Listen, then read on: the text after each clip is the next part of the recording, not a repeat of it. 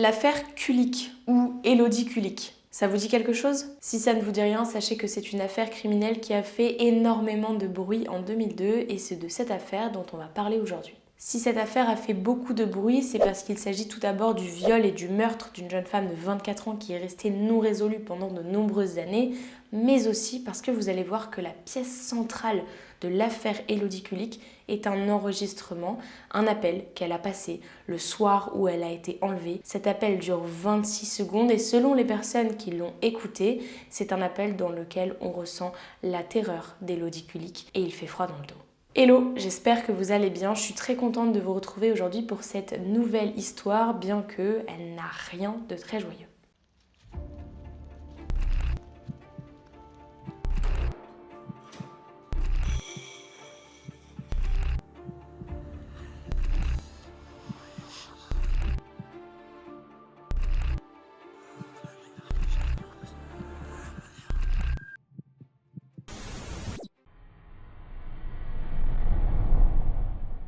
Avant de rentrer dans le vif du sujet, laissez-moi vous présenter la famille Kulik. Nous sommes à Saint-Amand-sur-Fion, dans la région du Grand Est. Jackie Kulik est alors âgé de 27 ans, il est facteur et il rencontre sur son lieu de travail Rosemary, qui est alors âgée de 26 ans et qui travaille à l'accueil. Ils passent leur journée ensemble, forcément, ils travaillent au même endroit et entre eux, tout va très vite. Ils accueillent leur première fille, Karine, le 1er juin 1969 et leur premier fils, Laurent, le 27 août 1970. La famille est très heureuse, malheureusement leur bonheur va vite s'arrêter puisque le soir du 27 décembre 1976, alors qu'ils rentraient de vacances qu'ils avaient passées dans le Nord pour les vacances de Noël, donc avec leur famille, ils ont un accident de voiture. En fait, Jackie, qui était au volant, fait une sortie de route et il percute de plein fouet un arbre. Les deux enfants, Karine et Laurent, sont éjectés du véhicule. Jackie, lui, perd connaissance. La mère, Rosemary, est la seule qui s'en sort miraculeusement bien. Elle a seulement quelques contusions et son premier réflexe est de sortir du véhicule à la recherche de ses enfants. Son mari Jackie est plongé dans le coma pendant 23 jours. Lorsqu'il se réveille, ses enfants ont déjà été enterrés. Quand elle est sortie du véhicule, Rosemary a découvert ses enfants sans vie. Ils ont été tués sur le coup. Je ne vais pas vous mentir, pour la famille c'est très compliqué. Ils ont une grosse période de deuil, ils n'arrivent pas à rebondir, ce qui paraît tout à fait logique. Jackie, lui, est muté dans la Somme et ils prennent ça comme un nouveau départ. Ils se disent que le fait de déménager, ça va certainement les aider à passer entre guillemets à autre chose. C'est pas vraiment passer à autre chose, mais un nouveau départ, une nouvelle vie. Bien évidemment, ils reviennent très souvent au cimetière sur la tombe de leurs deux enfants qui sont décédés dans l'accident de voiture. Un an après, le 29 décembre 1977, le couple accueille Élodie Kulik, leur deuxième fille. Et à nouveau, ils sont heureux. Et peu de temps après, ils accueillent un autre fils qui s'appelle Fabien. La famille va mieux, ils retrouvent une certaine sérénité, bien qu'ils n'oublient pas leurs deux premiers enfants. Élodie Kulik grandit dans la campagne, pas très loin de Péronne. C'est une étudiante brillante, tout le monde l'aime bien. Elle fait un peu partie de ces personnes qui font l'unanimité partout où elle va.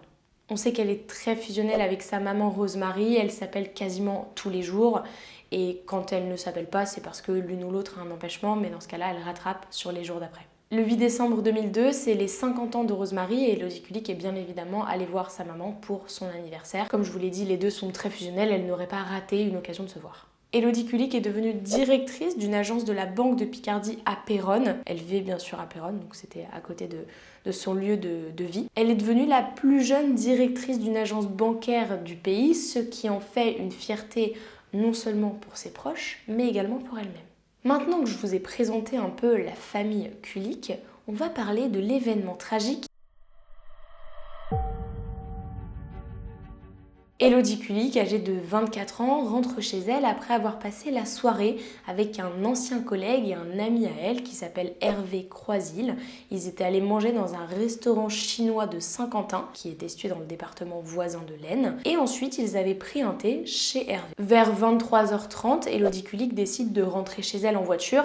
Elle n'est située qu'à une trentaine de kilomètres de chez elle, donc ça ne devrait pas lui prendre trop de temps. Il faut s'imaginer un peu le contexte. Elle est en voiture, c'est une fin de soirée, nous sommes en décembre, il fait froid, il y a un épais brouillard, elle ne voit pas très bien la route et en plus de ça, la route est un peu gelée donc elle est glissante.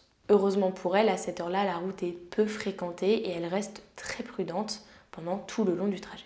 Il suffira d'une seule voiture, et plus précisément d'un 4x4, qui s'amuse à lui faire peur et à lui rentrer dedans en pleine ligne droite pour qu'Elodie Kulik fasse une sortie de route et termine sa route dans un champ en sens inverse après avoir fait plusieurs tonneaux. Elle avait une petite voiture, une Peugeot 106 grise, pas le genre de voiture qui résiste énormément au choc. À minuit 21, elle appelle les pompiers. Et à minuit 22, après 26 secondes d'appel, son appel s'arrête. Mais ce n'est pas elle qui l'a coupé. Ce sont ses agresseurs qui, après lui avoir arraché le téléphone des mains, ont enlevé la batterie et l'ont jeté dans la nature. Sur l'enregistrement, on y reviendra un petit peu plus tard, les policiers vont réussir à identifier 2 voix masculines, voire peut-être une 3e voix, mais ça, ils n'en sont pas sûrs. En pleine nuit, il y a des automobilistes qui ont signalé la voiture d'Elodie Kulik sur le bas-côté en disant qu'il y a une voiture sur le bas-côté, qu'il n'y a personne à l'intérieur, ce qui a conduit les forces de l'ordre à ne pas se bouger avant 8h15 le lendemain matin. D'autant plus que les personnes qui l'ont signalé disaient qu'ils pensaient à une perte de contrôle, à un endormissement ou alors à une queue de poisson, mais qu'il n'y avait personne à l'intérieur, donc personne en danger. Normal étant donné qu'Elodie Kulik avait déjà été enlevée. C'est donc seulement le lendemain matin que le véhicule accidenté d'Elodie Kulik est découvert dans un champ qui borde la départementale 44, pas très loin de la commune de Cartigny, et c'est à quelques kilomètres avant Péronne. Il n'y a plus personne dedans, comme je vous l'ai dit. Le véhicule est en sens inverse de circulation et autour de la voiture, il y a de nombreux débris. C'est grâce à la plaque d'immatriculation et au papier du véhicule que les policiers savent qu'il s'agit de la voiture d'Elodie Kulik. Immédiatement, les gendarmes appellent le père d'Elodie Kulik pour savoir s'il a vu sa fille. Sa réponse, non. Ensuite, ils appellent bien évidemment son travail. Elle ne s'est pas rendue au travail. Et ils appellent aussi les hôpitaux à la recherche d'une personne qui aurait été transportée dans la nuit et qui potentiellement aurait été blessée. Personne n'a vu Elodie Kulik. Suite à ça, l'enlèvement suivi de séquestration est un petit peu mis sur la table et la procédure criminelle est enclenchée. Le père d'Elodie Kulik, Jackie, s'inquiète et il appelle même la meilleure amie d'Elodie pour lui demander si elle a vu Elodie. Malheureusement, elle ne l'a pas vue. Pareil pour Fabien. Et Fabien, lui, il est gendarme pour la garde républicaine de Paris, donc il a un peu des contacts, mais ça ne donne rien non plus. Ce qui est assez étrange, selon sa famille, c'est qu'Elodie n'aurait jamais abandonné son sac à main et n'aurait jamais laissé les clés du véhicule sur le contact. Le corps d'Elodie Kulik est découvert le samedi 12 janvier 2002 par Eric. C'est un agriculteur qui travaille dans une décharge agricole à 6 km du lieu de l'accident. Et là où son corps a été retrouvé, c'est un terrain militaire désaffecté dans la petite commune de Tertry. Cet endroit n'est connu que des agriculteurs ou des habitants. Quand Eric découvre le corps d'Elodie, au début, il ne prévient pas tout de suite les gendarmes. Lui, ce qu'il fait, c'est qu'il va voir le maire pour lui dire ce qui s'est passé. Et ce que le maire fait, lui, dans un premier temps, c'est pas non plus appeler les gendarmes. Il retourne sur les lieux avec l'agriculteur pour constater que, effectivement, on a un mort. Et ensuite, une fois qu'ils ont constaté tous les deux fois que là, il y a quelqu'un qui est en mauvais état, ils appellent les gendarmes à 11h25. Le corps d'Elodie Kulik a été volontairement carbonisé et la scène de crime est bourrée de preuves. Les enquêteurs se disent donc naturellement que résoudre cette affaire sera un jeu d'enfant. Ah, je vous spoil, mais pas du tout. L'autopsie indique qu'elle a été violée et étranglée. Quand elle est retrouvée, elle n'a plus de jupe, elle n'a plus de collant, elle n'a plus de culotte, elle est sur le dos et elle est dans une position où elle est fortement cambrée, une position un peu gynécologique. On pense tout de suite au viol, le viol sera confirmé par l'autopsie par la suite. Elle a aussi une botte en moins et ce que les enquêteurs remarquent, c'est que ses mains, ses bras et sa poitrine sont fortement carbonisés comme si elle avait essayé de se protéger. Au début, les enquêteurs pensent qu'elle a perdu la vie par suffocation, mais comme ils ne retrouvent pas de traces de suie dans son système respiratoire, ils en déduisent qu'elle a été tuée par étranglement.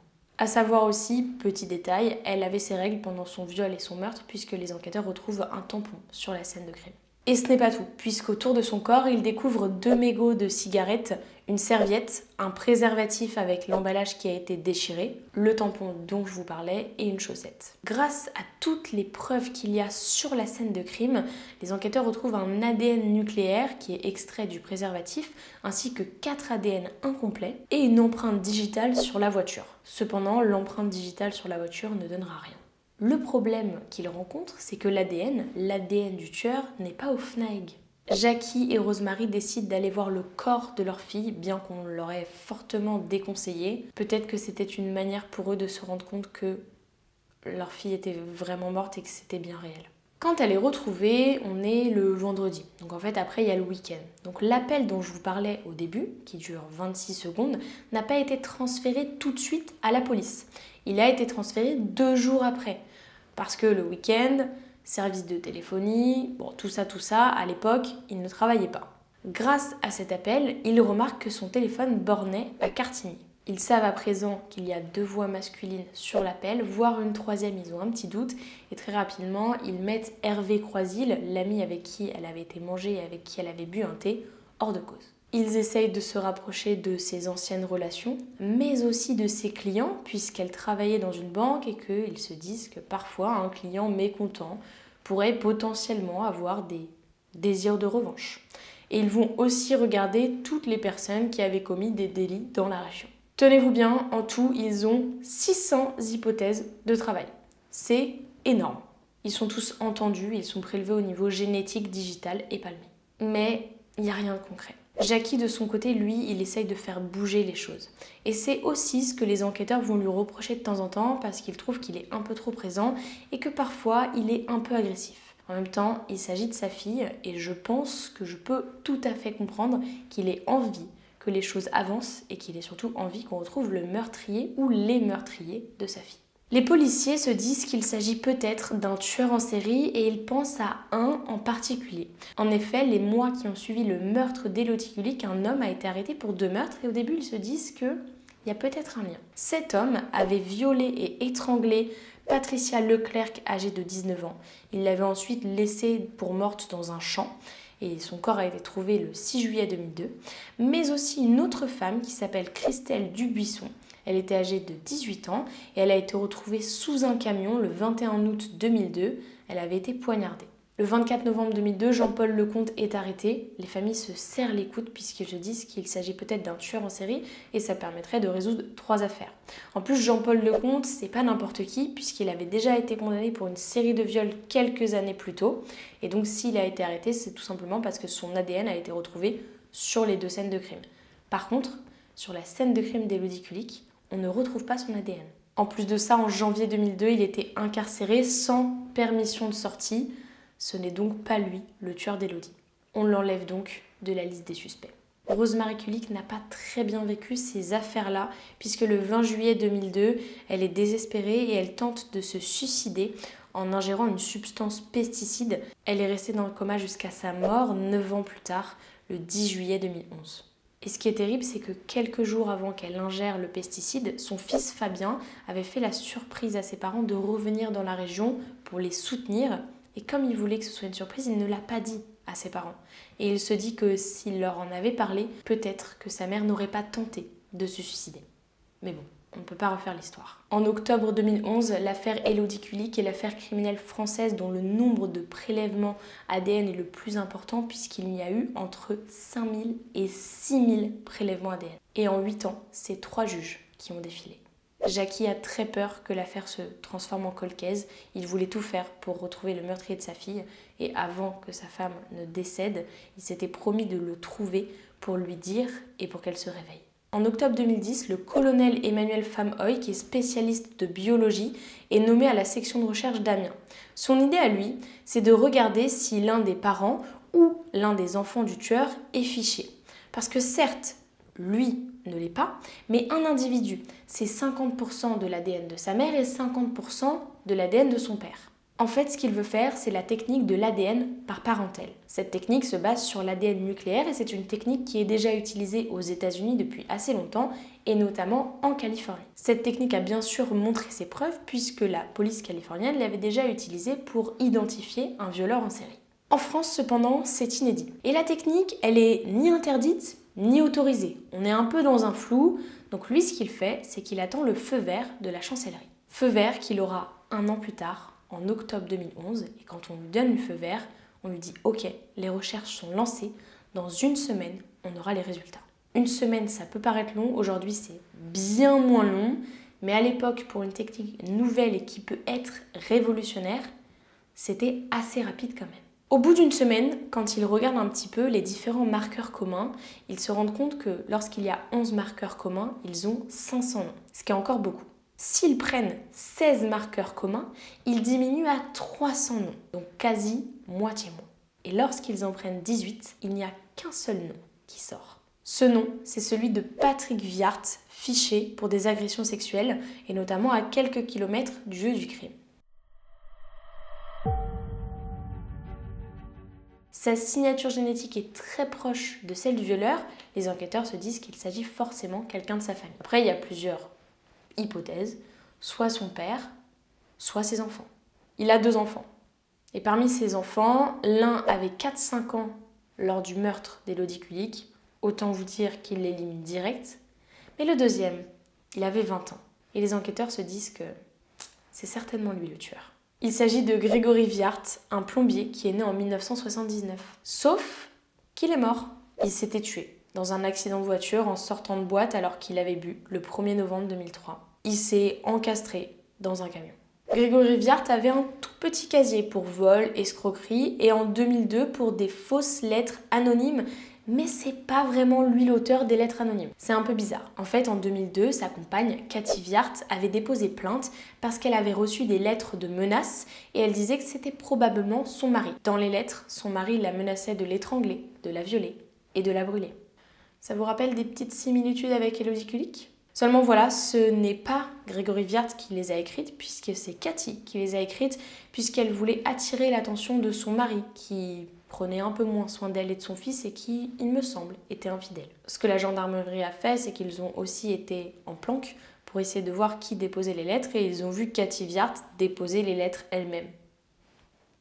D'ailleurs, son ADN a été retrouvé sur la scène de crime, sur le préservatif déchiré. Les policiers lui ont bien évidemment posé des questions, ce à quoi elle a répondu qu'au moment des faits, elle était enceinte de 7 mois et que, en fait, elle avait tendance à déchirer ou alors à couper les préservatifs de son mari pour pas qu'il ne la trompe. Après, s'il veut la tromper, il pourra le faire sans préservatif, mais bon. C'est donc à ce moment-là, fin 2002, qu'elle avait déposé plainte contre son mari avec son histoire des lettres qu'elle écrivait au final elle-même. Mais par contre, quand les policiers l'interrogent sur ça, elle dit qu'elle ne pense pas que ce soit lui le coupable et elle ne pense pas qu'il soit capable de faire ça. Bon, c'est bien beau, les policiers ont un premier suspect, cependant sur l'enregistrement, il y a 2 voix, et en plus de ça, le suspect est décédé, donc c'est un peu compliqué. Ils se mettent à la recherche du deuxième homme.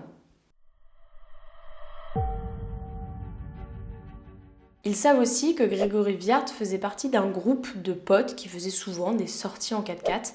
Et dans ce groupe de potes, il y a plusieurs hommes. Il y a Ludovic, il y a Denis, il y a Romuald et il y a Willy. Willy, c'est l'oncle de Romuald. Et très souvent, ils se retrouvent chez Laurent. Laurent, c'est le garagiste. Ensemble, ce qu'ils aiment faire, c'est aller en soirée bien évidemment arrosée. Et sur le retour de soirée, ils aiment bien jouer un peu avec leur 4x4 et faire peur aux automobilistes. Maintenant que les policiers ont identifié le groupe, ils ont mis chacun des membres du groupe sur écoute et ils sont prêts à faire fuiter le nom de Grégory Viart dans la presse. Et c'est ce qu'ils font, le 16 janvier 2012. Ils s'attendent à un choc de la part d'un ou plusieurs membres. Ce choc va arriver de la part d'un homme qui s'inquiète beaucoup plus que les autres. Il s'agit de Willy Bardon. Willy Bardon, il est un peu flippé. Dès que l'un des membres du groupe est interrogé, il appelle la personne pour essayer d'en savoir plus, pour essayer de savoir les questions que les policiers lui ont posées, mais aussi pour lui demander si la personne, si l'homme en question, a mentionné le nom de Willy. Willy Bardon, il a la réputation d'être une grande gueule, un type dont il vaut mieux rester à distance. Il est dragueur, mais il est dragueur assez lourd. Et il n'a pas trop de respect pour la gente féminine. Les policiers ont procédé à une perquisition chez lui et sans résultat. Et ils ont aussi interrogé sa copine Amélie, qui elle dira que Bardon, c'est pas trop le genre de mec qui pourrait tuer quelqu'un, puisque une fois, elle l'a vu quasiment s'évanouir dans les escaliers lorsqu'il a vu une goutte de sang. Il y a aussi un homme qui se présente au poste, c'est le frère d'une certaine Amandine.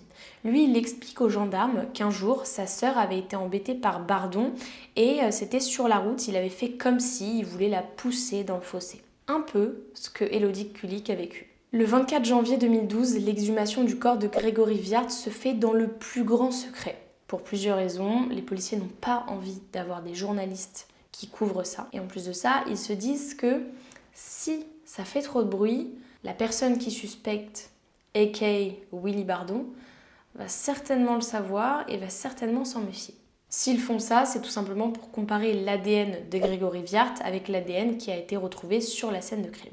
Ce qu'ils font aussi, c'est qu'ils prélèvent l'ADN de la mère de Grégory Viart afin de faire ce que je vous disais au début, c'est-à-dire l'ADN par parentèle, et ils se rendent compte qu'effectivement, là, on a bien 50% de l'ADN de la mère, 50% de l'ADN du père, ça fait 100%, donc maintenant c'est sûr à 100% que Grégory Viart était bien présent le soir du meurtre d'Élodie Kulik. Cependant, on ne sait pas si c'est lui qui l'a tué ou pas. Le juge appelle immédiatement Jackie pour lui dire, et Jackie, il appelle tout de suite Fabien pour lui annoncer la nouvelle.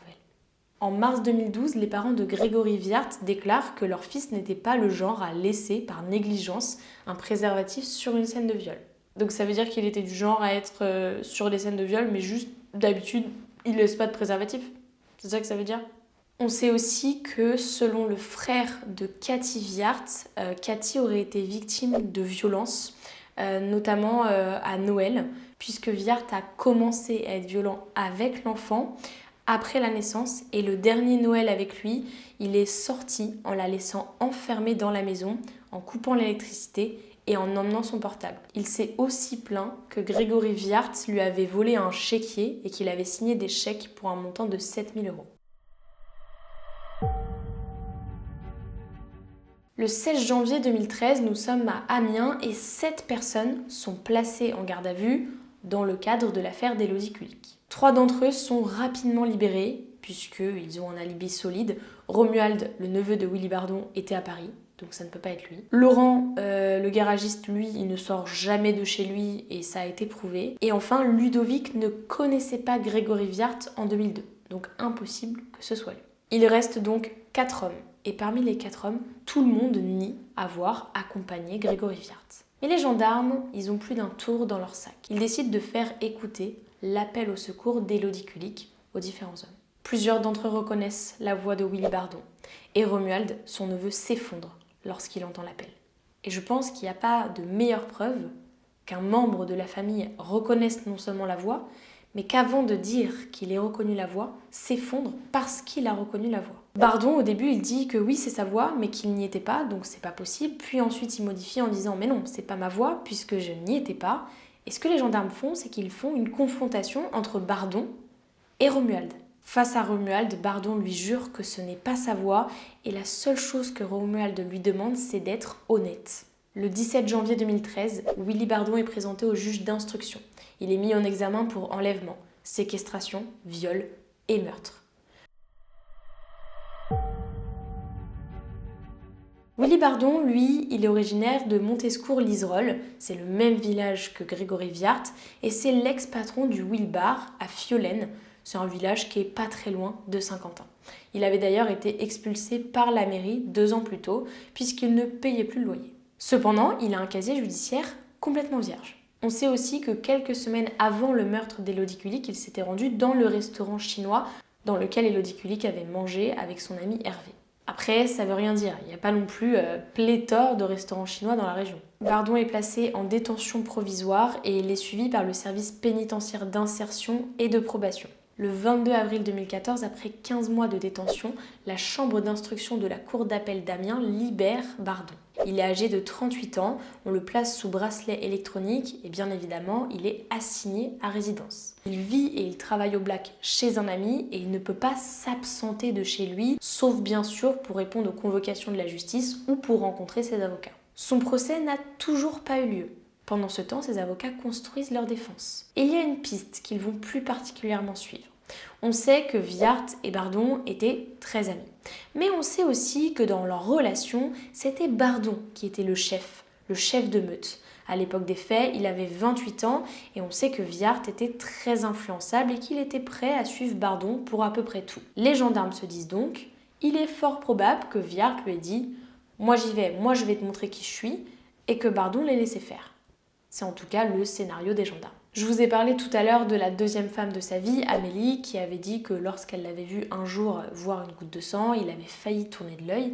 Mais il y a une autre femme, sa première femme, Christelle, qui a témoigné, il vivait avec elle en 2002, et qui disait qu'il n'a jamais été violent. Donc ce n'est pas possible qu'il ait tué quelqu'un.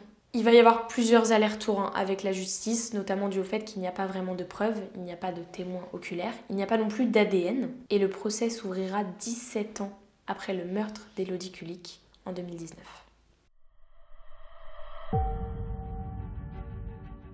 Le procès de Willy Bardon commence le 20 novembre 2019 à la cour d'assises d'Amiens.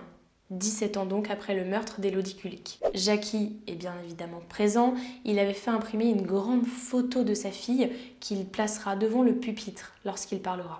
Les femmes qui ont été harcelées ou qui ont été victimes d'insultes de la part de Willy Bardon vont témoigner. Elles décrivent les insultes, les blagues sexistes, mais aussi les mains baladeuses. Willy Bardon, de son côté, il répond très calmement, sereinement, comme si il n'avait rien à se reprocher. L'appel est passé plusieurs fois pendant l'audience. S'ils font ça, c'est tout simplement pour que les gens prennent conscience de l'effroi de l'appel et de l'horreur qu'Élodie Kulik a vécue lors de ces derniers instants. Les témoins l'entendent encore, et une nouvelle fois, ils reconnaissent la voix de Bardon. Ses avocats, Grégoire Lafarge et Stéphane Dacot, disent que c'est impossible d'entendre sa voix et qu'à force d'entendre la bande-son, ils ont donné Bardon. Pour aussi se sauver eux-mêmes, il faut faire attention aux biais cognitifs. À force d'entendre un son, une voix, on peut se persuader qu'il s'agit d'une personne en particulier. D'autant plus que l'enregistrement n'est pas de très bonne qualité, donc il est difficile de conclure à 100% qu'il s'agit de Willy Bardon. Cependant, pendant la garde à vue, ce que les enquêteurs avaient fait, c'est qu'ils avaient fait lire un texte à Willy Bardon. Ils avaient ensuite mélangé les mots de Willy Bardon avec les mots extraits de la bande-son. Ils avaient demandé aux témoins s'ils reconnaissaient une voix. Là encore, ils reconnaissaient celle de Willy Bardon. Il y a cependant un retournement de situation pendant le procès et ce retournement de situation vient de Romuald, son neveu, qui dit que en fait il avait dit ça sous pression et que finalement il n'était plus très sûr d'avoir reconnu la voix de son oncle. Même si Bardon clame son innocence, il est condamné le 6 décembre 2019 à 30 ans de réclusion criminelle pour des faits d'enlèvement, de séquestration et de viol. Cependant, il est acquitté du chef de meurtre, faute de preuves. À l'annonce de sa condamnation, Willy Bardon ingère un puissant pesticide, le thémique, qu'il avait camouflé dans des gélules de paracétamol. C'est ainsi qu'il a réussi à le faire passer au tribunal. Il est transporté d'urgence à l'hôpital d'Amiens et les médecins diront plus tard que s'ils étaient arrivés 15 minutes plus tard, c'était fini pour lui. Son état s'améliore dès le lendemain matin. Ses avocats, Maître Lafarge et Maître Dacot, font appel. Ils demandent notamment le dépaysement du procès. Bardon, de son côté, il est remis en liberté en juillet 2020. Et là, la défense remet tout en cause. Cependant, pour le nouveau procès, ce sera les mêmes témoins à la barre. Mais la défense va partir sur le fait qu'il n'y a toujours aucune preuve contre Bardon. Il y a certes un ADN qui a été retrouvé sur la scène de crime, mais c'est celui de Viart, pas celui de Bardon. Ils vont donc se baser sur le doute. Et Bardon, de son côté, tente de convaincre Jackie qu'il n'y est pour rien. Son nouveau procès s'ouvre le 14 juin 2021 devant la cour d'appel de Douai.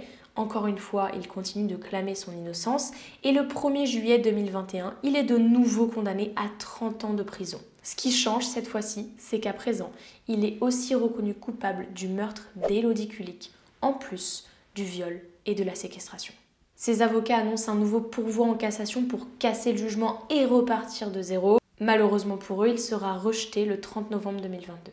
Un recours a été déposé ce même jour auprès de la Cour européenne des droits de l'homme, mais il a aussi été refusé en septembre 2023. Willy Bardon est actuellement toujours en prison. Je n'ai pas trouvé s'il y avait d'autres appels qui avaient été faits, mais il ne me semble pas. Jackie, lui, il est soulagé puisque le meurtrier de sa fille a été incarcéré et il continue de lutter pour que Willy Bardon reste derrière les barreaux. Je vais juste vous parler de 3 affaires de meurtre qui ont eu lieu au premier semestre 2008. Les enquêteurs s'étaient posé des questions quant au fait d'avoir un tueur en série et au fait de le relier avec le meurtre d'Élodie Kulik, puisque vous allez voir qu'il y a des similitudes. Cependant, aucun lien n'a été prouvé, juste je voulais vous le mentionner. Éric Mouton a été retrouvé mort en janvier 2008 dans un canal 1 mois après sa disparition. Et lui, quand il est retrouvé mort, on remarque qu'il a des traces de coups dans le bas du dos et qu'il a le foie complètement éclaté. Et sa mère Ginette Mouton pensait directement à la piste criminelle. Alors selon la gendarmerie, la famille Mouton a reçu des coups de téléphone d'un homme se moquant du nom de famille à l'heure exacte de la disparition d'Éric Mouton. Et il y a un témoin qui a été séquestré dans des caves à Jussy pendant près de 15 jours. La deuxième affaire, c'est Julien Cordier, qui était âgé de 20 ans. Lui, il était connu pour entretenir des relations avec les amis de Grégory Viart et il a été retrouvé mort carbonisé dans une voiture de location, c'était en avril 2008. Cependant, l'autopsie n'a montré aucune trace de coup ou de fracture. Enfin, Nelson Paquet était âgé de 17 ans lorsqu'il a été retrouvé mort dans un canal. Il avait des traces de coups qui ont bien sûr été révélées à l'autopsie. Même si lui et Éric Mouton avaient été retrouvés dans un canal, ils n'avaient pas d'eau dans leurs poumons, donc on sait qu'ils ne sont pas morts noyés. C'était les 3 affaires que je voulais mentionner. Voilà, c'est la fin de l'affaire Élodie Kulik dont vous avez certainement entendu parler. Dites-moi dans les commentaires si vous la connaissiez et si j'ai pu, peut-être, je l'espère, vous apporter des détails que vous ignorez. Sur ce, je vous dis à très vite pour de nouvelles histoires.